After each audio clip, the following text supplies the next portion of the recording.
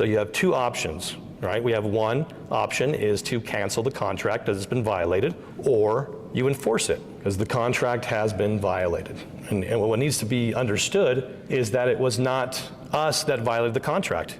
It was the general government that violated the contract by forcing a violation of it. So what can a state do now that it's been supposedly passed? Do we just have to capitulate and go along with it, right? No, you don't have to just go along with it.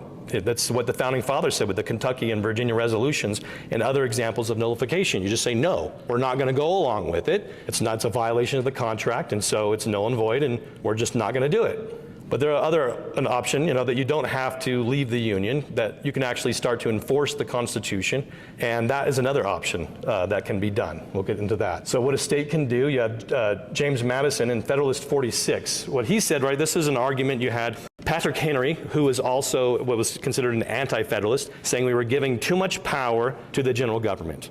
And you had James Madison, the Federalist Papers, defending the Constitution, saying, no, we would have to be insane. He says, what degree of madness would we have to have come to allow the general government to be so powerful that it takes away the states' rights?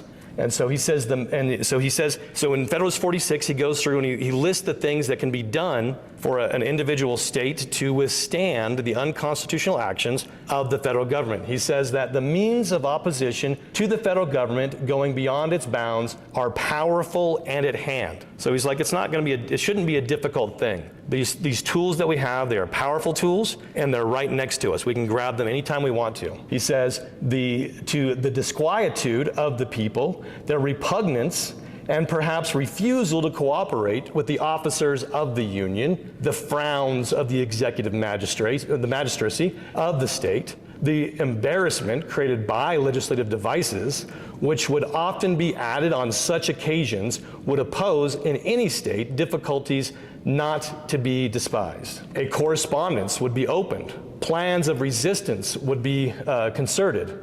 In the contest with Great Britain, one part of the empire was employed against the other. The more numerous part invaded the rights of the less numerous part. So he's going back to the war for independence that we just went through and saying we had a much bigger organization coming against us.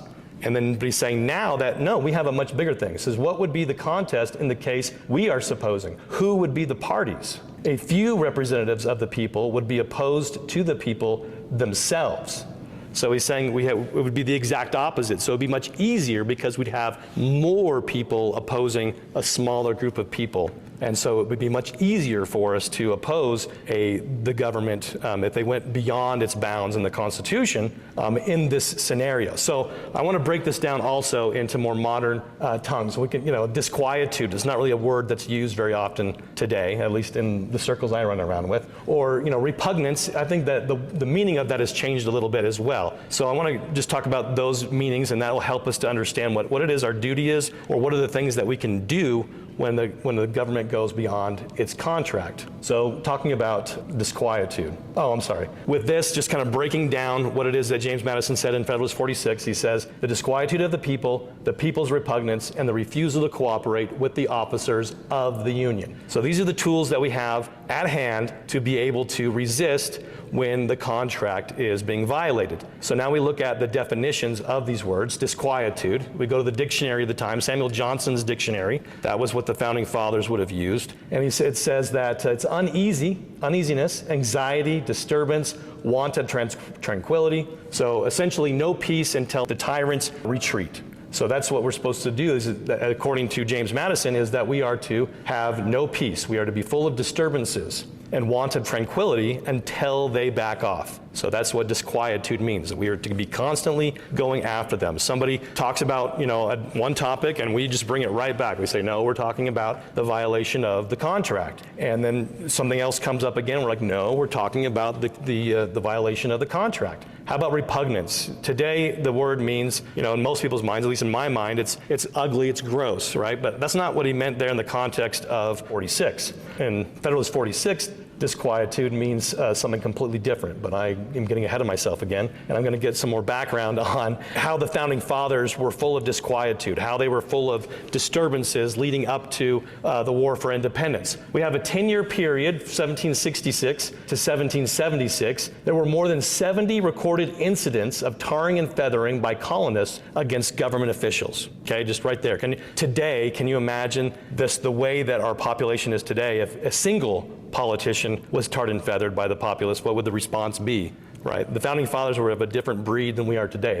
They went, they had 70 in 10 years. In Berkshire, colonists forced justices of the court from their seats, shut up the courthouse, and forced the justices from the city.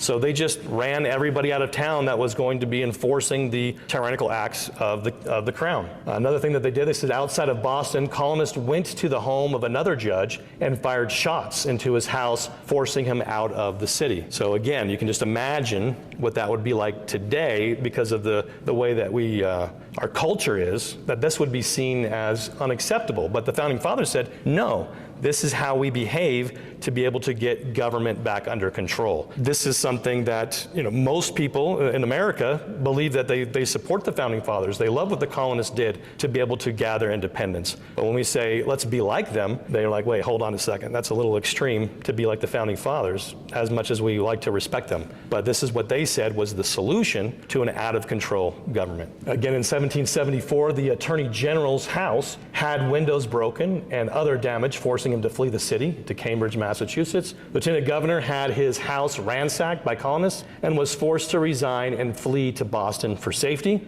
5,000 colonists went to Worcester and compelled the judges, the sheriff, and other judicial officials to promise not to hold courts enforcing the acts of Parliament. So again, they were full of disquietude. They did not allow the government to enforce its tyrannical edicts. They said, no, we're not going to do it, and if you're going to be a part of that, we're going to drive you out of town. So it's our godly duty to be full of disquietude. The scriptures talk about that in Proverbs. We're to open thy mouth for the dumb in the cause of all such as are appointed to destruction. Open thy mouth, judge righteously, and plead the cause of the poor and needy.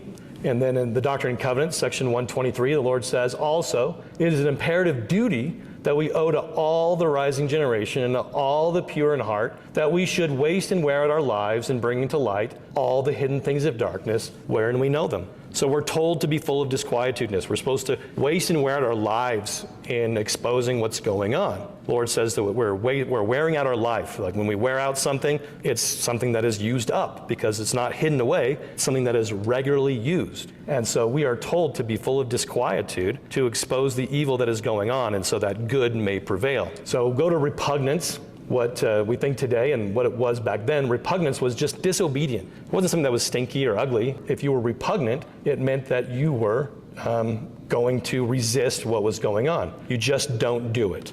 And that's what the Founding Fathers said in the Kentucky resolutions and in the Virginia resolutions and other examples of when the federal government violated the contract. They said, we're not going to do it. We're not going to obey, and that's our job to preserve the Union, preserve the contract, was to not obey anything that was outside of the contract. So we were supposed to be full of disquietude and repugnance. And so we do that through passing out literature or having cottage meetings in our home where people will present something. We pass out books to help people understand what's going on. We go to a meeting and a public meeting of a public official, and we get in their face and we say, you're violating the contract. You're breaking the law. You need to be called out on it specifically. Also getting together with those that we know and just meeting with them one-on-one and sharing with them the facts of liberty, of what God has asked us to do and what is being violated in those things, and so that we can bring more people to an understanding of their duty to be full of disquietude and repugnant. So an example that he says we need to refuse to cooperate with the officers. Here's some examples of officers, right? We have IRS agents, you have OSHA agents, you have ATF agents, and even local police would be considered the officers of the government because,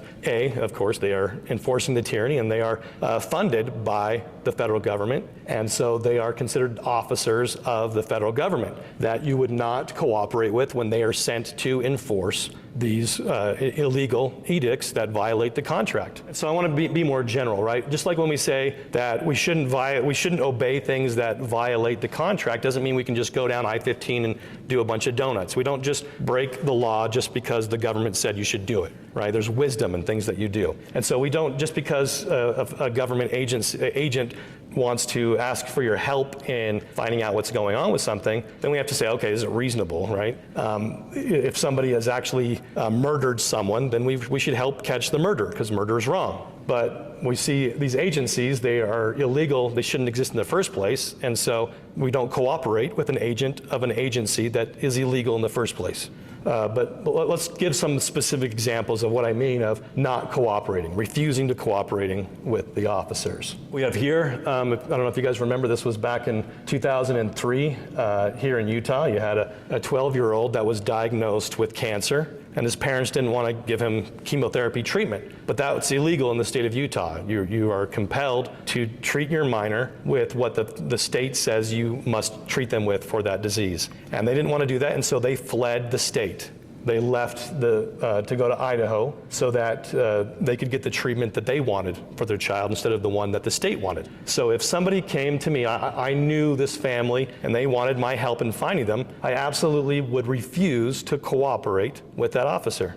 Sometimes you see these Amber Alerts that come on your phone, and we'll see them pop up where that's somebody where it's just a specific example just happened last year where a mother and a daughter, which the grandma and then the daughter got in a fight. The daughter left with her baby, and the mom was scared, and so called the police. And the police issued an Amber Alert threatening to take away the child and put the mom in jail simply because of an argument. Well, most of these cases that we see of these Amber Alerts are simply the government attempting to kidnap somebody's child. And so that's an example of where I would refuse to cooperate with the officers. Here's another example that we see every once in a while. We have FBI offering $25,000 rewards for information in a series of attacks against abortion clinics. So just to translate, reproductive health service facilities means baby murder clinics. So am I going to help them out to get the $25,000 so that they can, so what they're saying is somebody did something to help protect babies from being tortured and murdered. And now they want me to help them find that person and put them in jail. I'm not going to do that. I am not going to cooperate with the officers of the government to put somebody in jail that did whatever they could to stop a baby from being tortured and murdered. And so we see some examples, and there's probably an endless list of examples where we would say it's not right to help out these officers, and that we would say it's morally reprehensible to help them out. So I just wanted to give those examples of what James Madison talked about in Federalist 46 when he talked about not cooperating with the officers. When they're violating the natural rights, when they're violating the Constitution, it is our job to help enforce the Constitution by not cooperating with these officers.